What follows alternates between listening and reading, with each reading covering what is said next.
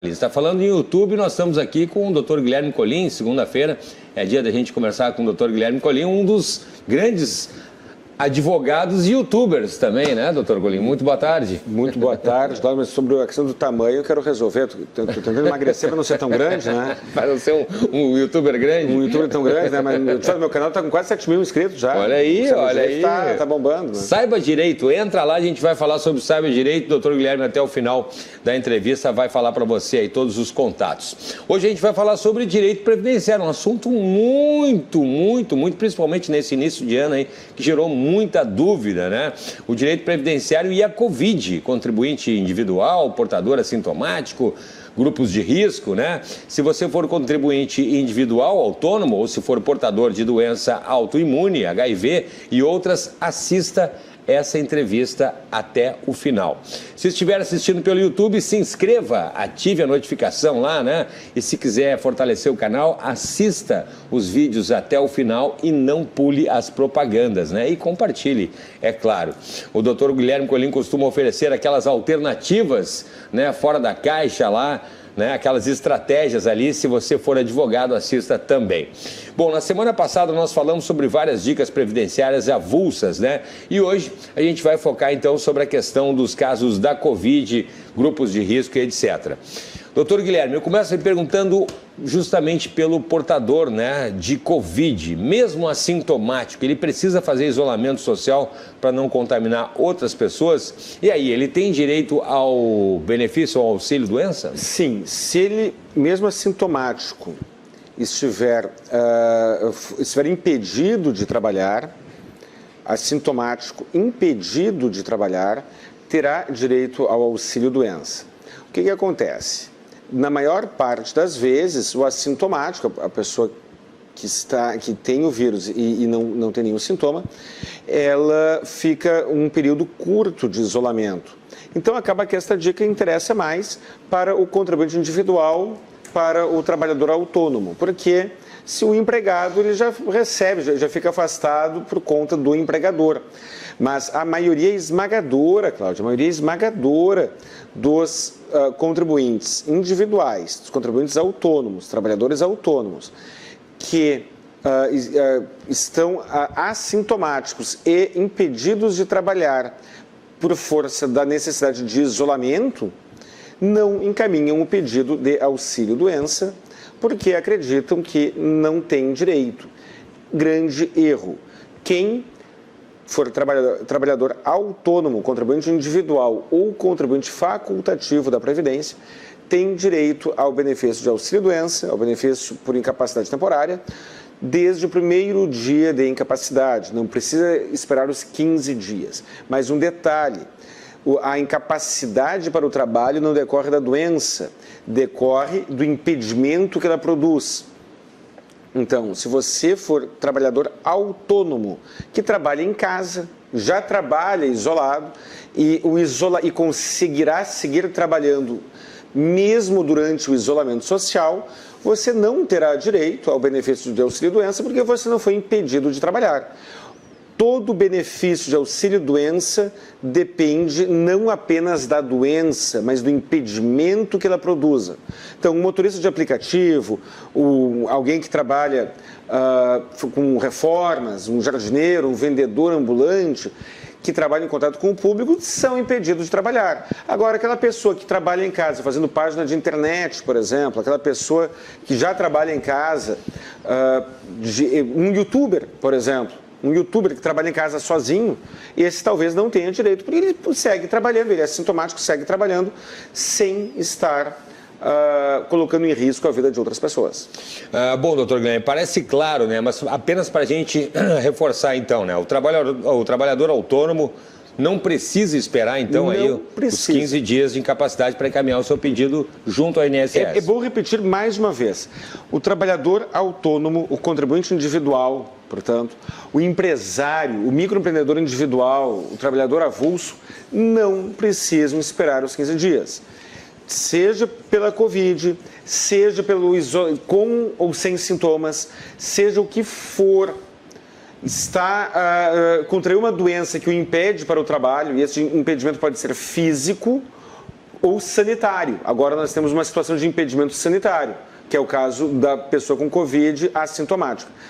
Quem for contribuinte individual deve encaminhar o pedido de auxílio-doença a partir do primeiro dia, do primeiro instante que ficar impossibilitado de trabalhar.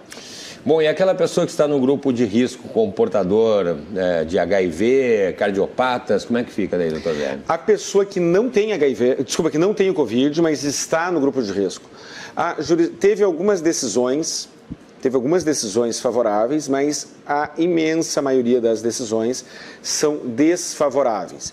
O judiciário tem um entendimento muito firme no sentido de que a incapacidade deve ser real e não preventiva. A pessoa está incapaz para o trabalho por questões sanitárias, como falei agora há pouco, ou por questões físicas ou psicológicas, quem sabe, ou estigma social também pode ser, ou qualquer razão.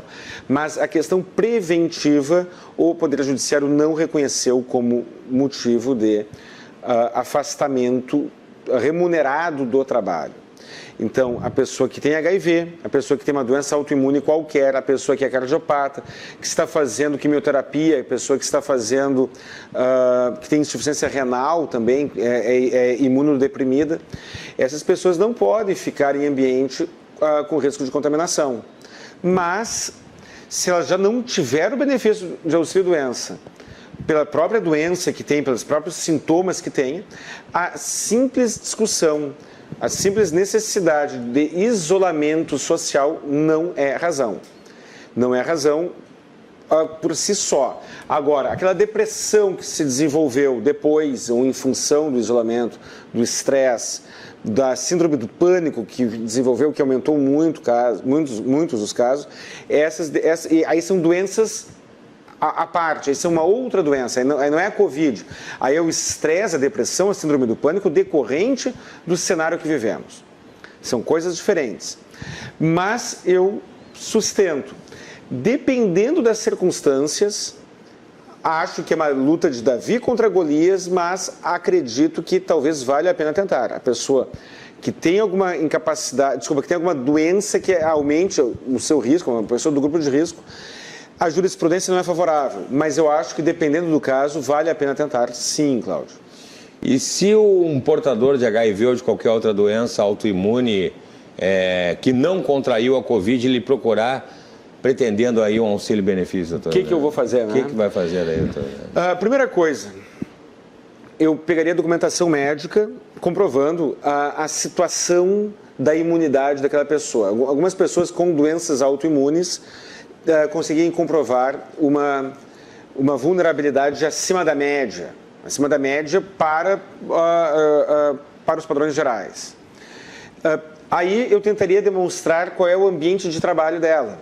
É diferente uma pessoa que trabalha em um hospital ou que trabalha num grande centro, com um grande fluxo de pessoas, de outra pessoa que talvez com a mesma doença trabalhe tendo um contato restrito, como nós aqui, Cláudio. Nós dois aqui temos poucas pessoas aqui no cenário. Eu tentaria demonstrar alguma recomendação médica. Pediria que o meu cliente, aquele que tivesse me procurado, eu pediria que ele providenciasse um atestado médico, o mais completo possível, explicando por que aquela pessoa tem de fazer um isolamento adicional. Qual é o motivo adicional para que ela faça aquele isolamento? Explicando melhor. E aí, então, com isso tudo, eu pediria o benefício de auxílio-doença, sustentando que, não por conta da Covid apenas, não por conta da pandemia apenas, mas por conta da fragilidade que aquela pessoa tem naquele momento. Eu tentaria isso. E mais, se você for advogado, anote aí, procure ali no Google, súmula 78 da TNU, Turma Nacional de Uniformização de Recursos, súmula 78 e súmula acho que 42. A súmula 78 fala do benefício de auxílio-doença por estigma social para os portadores do vírus HIV. E ele também se estende a qualquer doença que gere estigma social, deficiência física, deformidades, psoríase e assim vai. Mal de Hansen também. Uma pessoa no cenário, e a súmula 42 da TNU fala que o juiz deve levar em conta todo o contexto social daquela pessoa, daquele segurado que esteja pedindo benefício. Então, se procurado por um portador de HIV, por exemplo, eu sustentaria o estigma social. Por quê? Por uma razão muito simples. É uma pessoa que, caso esteja desempregada hoje, ela terá um risco maior de contaminação e, portanto, é natural que as empresas tenham uma maior resistência em contratá-la.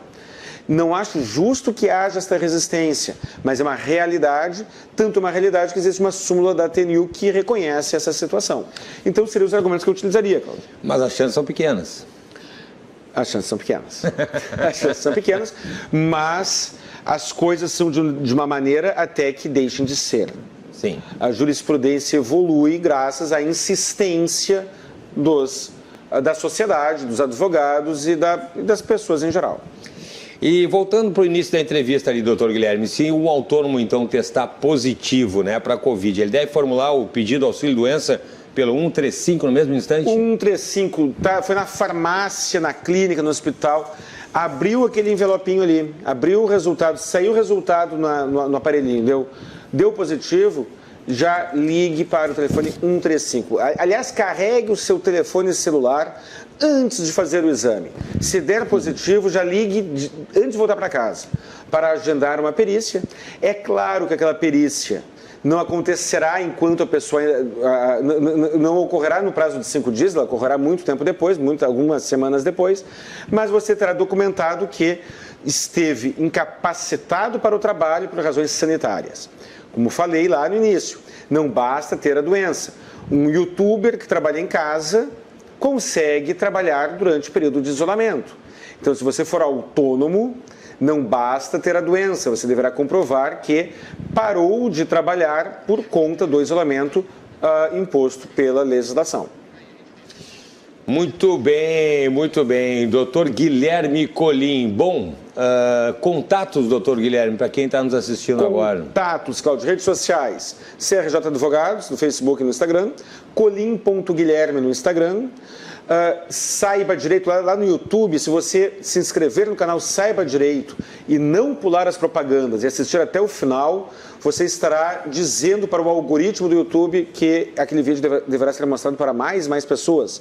Então, se inscreva, comente, interaja, divulgue e, por favor, assista o maior percentual possível para que essas informações cheguem a mais pessoas. E também telefone WhatsApp, 51 32 28 12 19, telefone fixo, 51 999 857991, o WhatsApp e celular.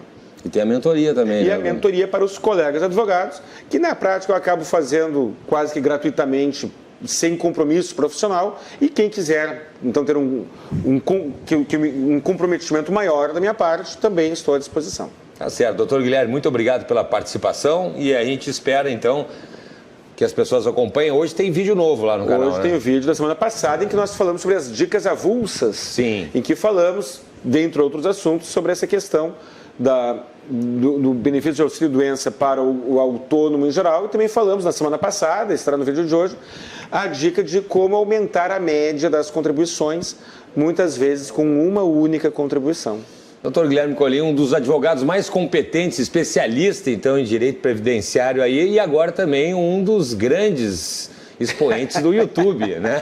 Muito obrigado, Quem me dera, Muito obrigado, doutor Guilherme Colim, pela participação. E eu que agradeço, Cláudio. Um grande abraço. Valeu, um grande abraço.